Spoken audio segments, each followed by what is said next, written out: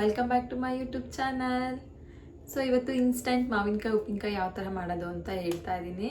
So ಬೇರೆಯವರೆಲ್ಲ ಈ ಥರ ಮಾಡ್ತಾರೋ ಏನೋ ಗೊತ್ತಿಲ್ಲ. ಸೊ ನಾನು ನಮ್ಮ ಮನೇಲಿ ಇದೇ ಥರನೇ ಮಾಡೋದು. ಸೊ ಅಂದರೆ ಯಾವಾಗಲೂ ಇದೇ ಥರ ಅಂತಲ್ಲ, ಸಡನ್ನಾಗಿ ಏನಾದರೂ ಉಪ್ಪಿನಕಾಯಿ ಬೇಕು ಅಂತ ಅಂದರೆ ಈ ಥರ ಮಾಡ್ಕೊತೀವಿ ಅಷ್ಟೇ. ಇದನ್ನು ತುಂಬ ವರ್ಷಗಟ್ಟಲೆ ಇಡೋಕ್ಕಾಗಲ್ಲ.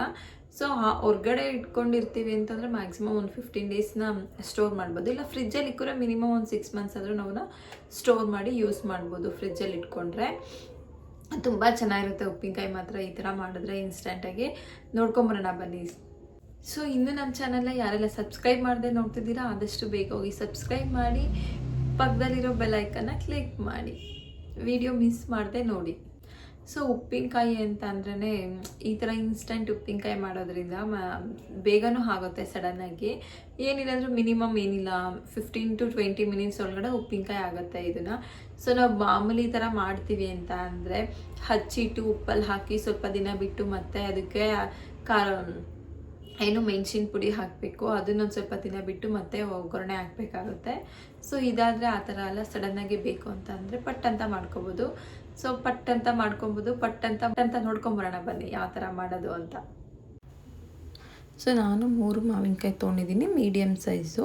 ಸೊ ಒಂದು ಸ್ವಲ್ಪ ದೊಡ್ಡದಾಗಿತ್ತು, ಇನ್ನು 2 ಇದ್ದಿದ್ದು ಮೀಡಿಯಮ್ ಸೈಜ್ ಆಗಿದೆ ನೋಡಿ. ಸೊ ಮೊದಲು ನಾನು ನೀರಲ್ಲಿ ಹಾಕಿ ತೊಳ್ಕೊತಾ ಇದ್ದೀನಿ. ಅದು ತೊಟ್ಟದ್ದೆಲ್ಲ ನಸರು ಅಂತ ಇರುತ್ತೆ, ಅದು ಎಲ್ಲ ಹೋಗಬೇಕು. ಹಾಗಾಗಿ ಎಲ್ಲ ನೀಟಾಗಿ ತೊಳ್ಕೊಬೇಕು. ನೀಟಾಗಿ ತೊಳ್ಕೊಂಡಾದ್ಮೇಲೆ ಸೊ ತೊಟ್ಟದ ಸೈಡಲ್ಲಿ ಕಟ್ ಮಾಡ್ತಾ ಇದ್ದೀನಿ. ಸೊ ಕಟ್ ಮಾಡಿ ಸಣ್ಣಗೆ ಕಟ್ ಮಾಡ್ಕೋತಾ ಇದ್ದೀನಿ ನೋಡಿ. ಮಾಮೂಲಿ ನೀವು ಉಪ್ಪಿನಕಾಯಿಗೆ ಯಾವ ಥರ ಬೇಕೋ ಆ ಥರ ಕಟ್ ಮಾಡ್ಕೊಳ್ಳಿ. ನಿಮ್ಗೆ ಯಾವ ಥರ ಸೈಜ್ ಇಷ್ಟ ಆಗುತ್ತೋ, ಸ್ವಲ್ಪ ದೊಡ್ಡ ಸೈಜ್ ಬೇಕು ಅಂದರೆ ದೊಡ್ಡದಾಗಿ ಕಟ್ ಮಾಡಿ, ಇಲ್ಲ ತುಂಬ ಚಿಕ್ಕ ಸೈಜ್ ಬೇಕು ಅಂದರೆ ಚಿಕ್ಕದಾಗೇ ಕಟ್ ಮಾಡ್ಕೊಳ್ಳಿ. ಸೊ ನಾನು ಮೀಡಿಯಮ್ ಸೈಜಲ್ಲಿ ಕಟ್ ಮಾಡ್ಕೋತಾ ಇದ್ದೀನಿ. ಸೊ ನೋಡಿ ಯಾವ ಥರ ಅಂತ. ಇದಂತೂ ನಮ್ಮ ಮನೇಲಿ ಮಾಡಿಟ್ರೆ ಮಾತ್ರ ಒಂದು 3-4 ಡೇಸ್ಗೆ ಖಾಲಿ ಮಾಡಿಬಿಡ್ತಾರೆ. ಸೊ ಎಲ್ಲದಕ್ಕೂ ಅನ್ನ, ರೊಟ್ಟಿ, ಉಪ್ಪಿಗೆ ಮತ್ತು ಅನ್ನಕ್ಕಂತೂ ತುಂಬ ಚೆನ್ನಾಗಿರುತ್ತಿದ್ದು. ಚಪಾತಿಗೂ ಅಷ್ಟೇ, ಅನ್ನಕ್ಕೂ ಅಷ್ಟೇ, ರೊಟ್ಟಿಗೂ ಅಷ್ಟೇ. ನಮ್ಮನೇಲಂತೂ ಬಿಸಿ ಅನ್ನ ಮತ್ತು ಸ್ವಲ್ಪ ತುಪ್ಪ ಹಾಕ್ಕೊಂಡು ಈ ಉಪ್ಪಿನಕಾಯಿ ಹಾಕೊಂಡು ತಿಂತಿದ್ರಂತೂ ತುಂಬ ಚೆನ್ನಾಗಿರುತ್ತೆ, ವಾವ್ ಅನಿಸುತ್ತೆ. ಸೊ ನೋಡಿ ಈ ಥರ ಸೈಜಲ್ಲಿ ಕಟ್ ಮಾಡಿದ್ದೀನಿ. ಸೊ ಅದು ವಾಟೆ ಇರುತ್ತೆ ಅಲ್ವಾ, ಅದರಲ್ಲಿ ಸೈಡಲ್ಲೆಲ್ಲ ಇರುತ್ತೆ, ಯಾಕೆ ವೇಸ್ಟ್ ಮಾಡಬೇಕು ಅಂತ ಅದನ್ನು ಕಟ್ ಮಾಡಿಕೊಂಡೆ. ಸೊ ಅದನ್ನು ಕಟ್ ಮಾಡಿ ಮೀಡಿಯಮ್ ಸೈಜಾಗೆಲ್ಲ ಕಟ್ ಮಾಡಿ ಇಟ್ಟಿದ್ದೀನಿ. ಸೊ ನೀವು ನಿಮ್ಮ ಮನೇಲಿ ಇದೇ ಥರ ಮಾಡ್ತೀನಿ ಅಂತ ಅಂದರೆ ನನಗೆ ಕಮೆಂಟ್ ಮಾಡಿ ತಿಳಿಸಿ. ಇನ್ಸ್ಟೆಂಟ್ ಉಪ್ಪಿನಕಾಯಿ ಪಟ್ ಅಂತ ಆಗೋಗುತ್ತೆ. ಏನಿಲ್ಲ ಅಂದರೆ ನಮಗೊಂದು 15 ಮಿನಿಟ್ಸ್ ಟೈಮ್ ಬೇಕು ಅಷ್ಟೇ ಇದಕ್ಕೆ. ಅದಕ್ಕೆ ಮಸಾಲೆ ಬೇಕು ಅಲ್ವಾ, ಅದಕ್ಕೆ 1 ಸ್ಪೂನಷ್ಟು ಮೆಂತ್ಯ ತೊಗೊಂಡಿದ್ದೀನಿ, 3 ಸ್ಪೂನಷ್ಟು ಸಾಸಿವೆ ಮತ್ತು ಕಾಲು ಬಟ್ಲಷ್ಟು ನಾನು ಬೆಳ್ಳುಳ್ಳಿ ತೊಗೊಂಡಿದ್ದೀನಿ. ಸೊ ಬೆಳ್ಳುಳ್ಳಿ ಫ್ಲೇವರ್ ಅಂತೂ ತುಂಬ ಚೆನ್ನಾಗಿರುತ್ತೆ ಒಗ್ಗರಣೆಗೆ ಹಾಕಿದಾಗ. ಸೊ ಇದನ್ನೆಲ್ಲ ಹುರ್ಕೋಬೇಕು, ಮೆಂತ್ಯ ಮತ್ತು ಸಾಸಿವೆ. ಸೊ ನಾನು ಮೆಂತ್ಯ ತೊಗೊಂಡಿರೋದನ್ನು ಹುರ್ಕೋತಾ ಇದ್ದೀನಿ. ಸೊ ನೋಡಿ ಹುರಿದಿರೋದು ಅಂತಂದರೆ ತುಂಬ ಜಾಸ್ತಿ ಉರಿಬಾರ್ದು, ಸ್ವಲ್ಪ ಲೈಟಾಗಿ ಸ್ಮೆಲ್ ಬರುತ್ತೆ, ಅದು ಪಟ ಪಟ ಅಂತ ಅಂತಿರುತ್ತೆ, ಚಟ್ಪಟ ಅಂತ ಬರ್ತಿರುತ್ತೆ. ಸೊ ಆ ಥರ ಆದಾಗ ಆಗಿರುತ್ತೆ ಮೆಂತ್ಯ. ಸೊ ಆಗಿರುತ್ತೆ ನೋಡಿ ಮೆಂತ್ಯ ನೋಡಿದ್ರೆ ಗೊತ್ತಾಗುತ್ತೆ ನಿಮಗೆ ಆಗಿದೆಯಾ ಇಲ್ವಾ ಅಂತ. ಅದು ಲೈಟಾಗಿ ಸ್ಮೆಲ್ ಬರ್ತಿರುತ್ತೆ ಮೆಂತ್ಯ ಹುರಿದಿದ್ದಾಗಿದೆ ಅಂತ ಅಂದರೆ. ಆ ಥರ ಆದಮೇಲೆ ಸಾಕು ಸ್ಟವ್ ಅದರಲ್ಲೇ.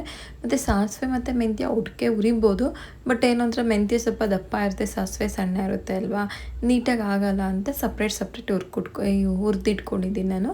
ಸೊ ನೋಡಿ ಈ ಥರ ಚಟ್ಪಟ ಅಂತ ಬರ್ತಿದೆ ನೋಡಿ, ಈ ಥರ ಆಗಿದೆ ಅಂತಂದರೆ ಸಾಕು, ಆಗಿರುತ್ತೆ. ಕಲರು ಲೈಟಾಗಿ ಚೇಂಜ್ ಆಗಿದೆ, ತುಂಬ ಕಲರ್ ಚೇಂಜ್ ಆಗೋದು ಬೇಡ. ಆದಮೇಲೆ ನಾನು ನೆಕ್ಸ್ಟು ಅದೇ ಬಾಣಲಿಗೆ ಸಾಸಿವೆ ತೊಗೊಂಡಿದ್ನಲ್ಲ, 3 ಟೇಬಲ್ ಸ್ಪೂನಷ್ಟು ಸಾಸಿವೆ ತೊಗೊಂಡಿದ್ದೀನಿ. ಆ ಸಾಸಿವೆನ ಹಾಕಿ ಹುರಿತಾ ಇದ್ದೀನಿ. ಸಾಸಿವೆನೂ ಕೂಡ ಚಟ್ಪಟ್ ಅಂತ ಸಿಡಿಯುತ್ತೆ.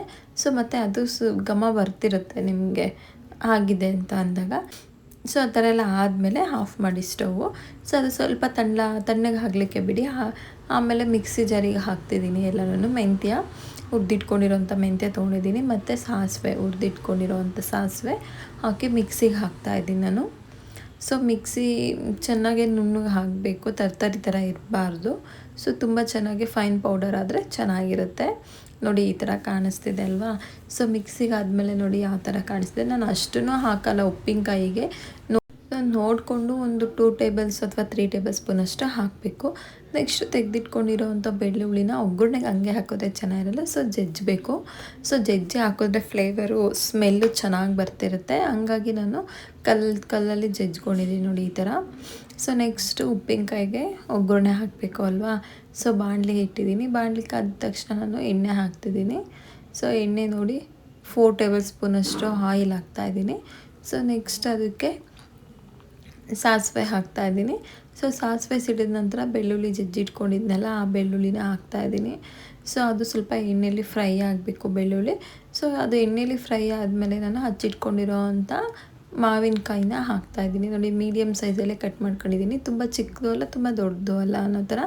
ಸೊ ಇದನ್ನು ಒಂದು 2 ಮಿನಿಟ್ಸ್ನ ಹಂಗೆ ಫ್ರೈ ಮಾಡಬೇಕು ಎಣ್ಣೆಲಿ. ಸೊ ಅರ್ಧ ಬೆಂದಿದೆ ಅಂತ ಅನ್ನೋವಾಗ ನೀವು ಆ ಮಸಾಲೆ ಪೌಡರು ಮತ್ತು ಖಾರದ ಪುಡಿ, ನನ್ನ ಖಾರಕ್ಕೆ ಖಾರದ ಪುಡಿ ಇರುತ್ತೆ ಅಲ್ವಾ, ರೆಡಿ ಮನೇಲಿತ್ತು. ಸೊ ಹಂಗಾಗಿ ರೆಡಿ ಮನೇಲಿತ್ತು ಖಾರದ ಪುಡಿ. ಸೊ ಅದನ್ನೇ ತೊಗೊಂಡಿದ್ದೀನಿ ನಾನು. ಸೊ ನೋಡಿ ಅರ್ಧ ಬೆಂದಿದೆ ಅಂದಾಗ ಖಾರದ ಪುಡಿ ಹಾಕ್ತಾಯಿದ್ದೀನಿ.